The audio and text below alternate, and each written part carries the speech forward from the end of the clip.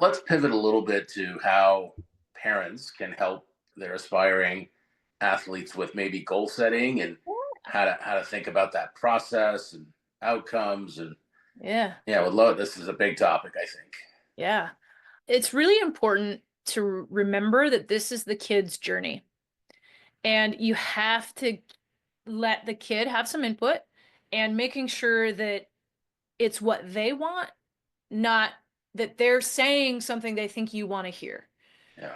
And so when you sit down with your kid, I really advocate that you let them start. What do you want out of your sports career? Do you want it to be a career? Are you just playing for fun? Do you enjoy it? You're not sure yet? Because there's those middle ages where they're Yeah. testing Yeah. still, those 10, 11, like 12, 13, pre-high middle school age before you get into Yeah. high school, where you're still testing whether you want to play that sport or not and whether Right. you want to get serious about it. Quite frankly, they're starting to discover at that age how much it takes, extra work it takes to be very good. Yeah. And they're starting to make some of those choices of, do I want to put that kind of effort in? And so I think for parents, it's really important to start from the kid and like globally ask things like, what do you want from your sport experience? Do you think playing at the next level is something you want to do? Are you trying to make high school? Are you doing this for fun? Think globally first. And then based on that answer, so if they're saying, no, I just really love playing the game, Yeah. Yeah. I want to be with my friends. I don't really care about being super elite. Okay. Then now you can make different choices as a parent of what type of league to get them in, where to put them. Yeah. How do you balance, their unrealistic or maybe dreams Yeah. versus, and not undermining their confidence, right? Yeah. Like you want to be supportive, but Yeah. that to me is the secret sauce there. I think what I have found, and I'm not going to say that this is the only way to do it, but what I have found that works really well is leaning into it, saying, okay, you say you want to play in college. Let's say basketball. All right, you want to play college basketball. Okay. Let's go research what a college basketball season looks like. Or let's go research the workouts there's plenty of folks that are online talking about. And that's not a TikTok video, right? Yeah, like that's like a they can just research like Yeah, yeah, hours that they spend a week. They're just trying to get a sense of what it takes, or just listen to interviews, listen to things about what the people who are currently playing in college, what did it take for them to get there? And or thinking about the qualities, what does a high school basketball player need to have? What qualities, capabilities, talents do they need to have in order to play in college? And once you name those things, then you ask your young athlete, okay, so if this is what you need to be able to play in college, where do you think you are in relation to this? And you probably have a good idea, but maybe you yeah, don't. I'm not an expert in basketball. If my kid wanted to play it now, softball, I could tell him all day long. yeah. I'm sure there's parallels. Yeah. But and what you want to do is just say, okay, if that's what you want, but let's go describe it. Let's go name it. Let's go make sure that we have a realistic picture of what it takes to play at that level. And then you go backwards. Okay, what are the skills you need to be able to have? What are the talents? Like if you look on, there's plenty of college coaches that have given Yeah, yeah, interviews about what they're looking for, or various camps and stuff like that. What kinds of skills you need, right? So if you can't, I don't know, you tell me what's a basketball skill that if you're not shooting at a certain, well, jumping, athleticism, dribbling, things like that. There's all kinds. yeah, naming those things and then Yeah, yeah. backing up the kid is okay. So And these how are do the you hold qualities. them accountable? What without nagging them and saying, Yeah. "Oh, making them do feel bad or not"? That's the trick, right? Yeah. And it's hard because I think what I've experienced is that many parents want it more than their kid. And thinking about that is, okay, am I pushing them because I want them to get better, or am I holding them to something that they committed to doing? And Yeah, so thinking about when you've backward plan, let's say your 12-year-old says, I want to play in college, and you've done the whole skill assessment and they know where they sit. And yeah, you've decided with them, okay, so this year, what are the two skills you really want to work on to get better right. at? How do we measure that? How do we decide by the end of the season that you've gotten better at those things? Okay, we create a measurement, and you can work with your coaches to figure out, how do I help my kid get from here to here? Right? Because often as parents, we don't know that, and that's okay.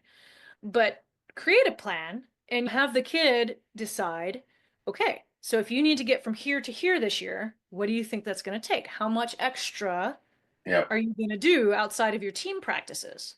And make like they need to be involved in the plan so that they have ownership of it.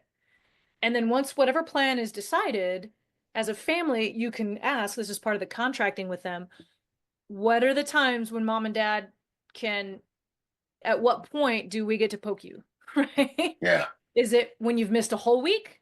Is it when you've missed 2 weeks or when you've just missed one? What do you think?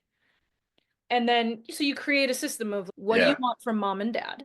And then you can't get mad at me when I do that thing because you Right. contracted, that's what you want from me. How does that change as they get older, or they're more Yeah. independent, right? Like, I don't know Yeah. if you have any advice on that. I think the process for creating the goals is very similar. I think the parents might at that point start to, hey, do you know do you have your plan for this year? Like how it should be more of how can I support you? Okay, great. Yeah.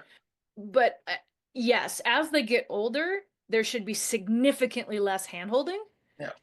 and more focus on natural consequences. And I know one of the questions you asked me about rewards and punishment Yeah. That was my next.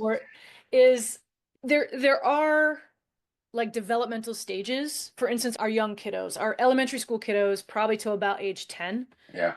their ability to think long term, like long term gratification or short term gratification versus long term gain, it's not there yet. Developmentally, they don't have that capacity. Rewards and punishment can be really important. I wouldn't say punishment. Yeah. I'll talk natural consequences. If the kiddo says, hey, I'm going to practice 2 times a week with you, mom or dad. Okay. Hey, come on, let's go practice, right? Today's the day, right? You're gonna do a little bit more. And Yeah. just like a chore chart, hey, did you get your basketball practice in today? Okay. You earn a sticker, you earn a tick mark, whatever. At the end of the week, at the end of the month, you get your insert cool thing here, Yeah. thing Yeah. that they want. That's appropriate for like elementary school age kids because they can't process the benefits of that.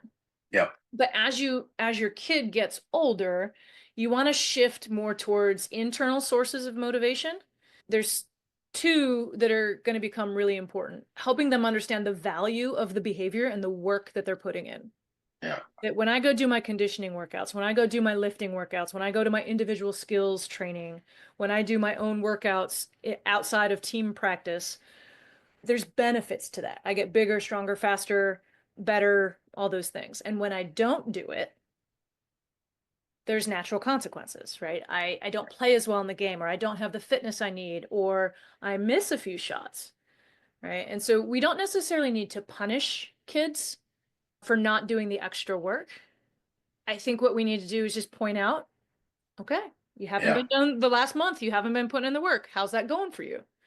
Are you where you want to be right now? No. Okay. What's it take? So Yeah. you don't need to punish, right? It's Is just there something specific on stuff that may not be as sexy as I'm shooting the ball and having fun and playing versus I need to do my weight training or things like that? As any things that you've seen work?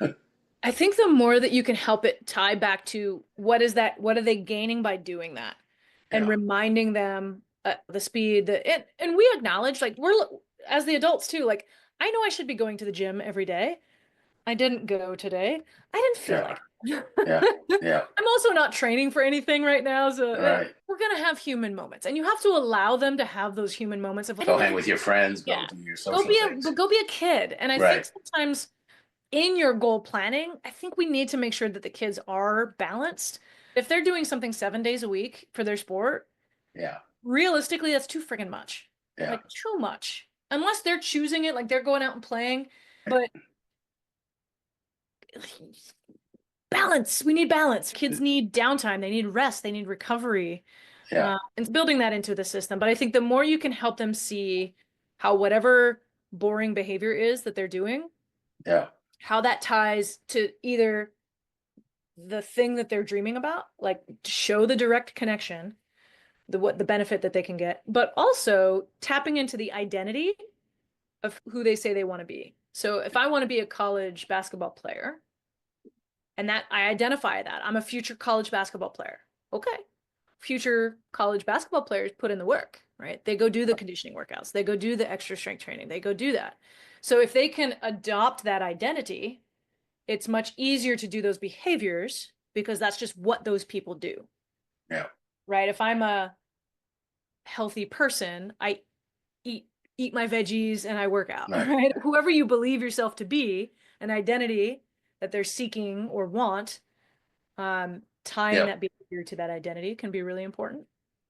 I think it's the challenge of pushing them and help them achieve those goals that they want Yeah. versus knowing when to back off. I think Yeah. it's such a fine line, right?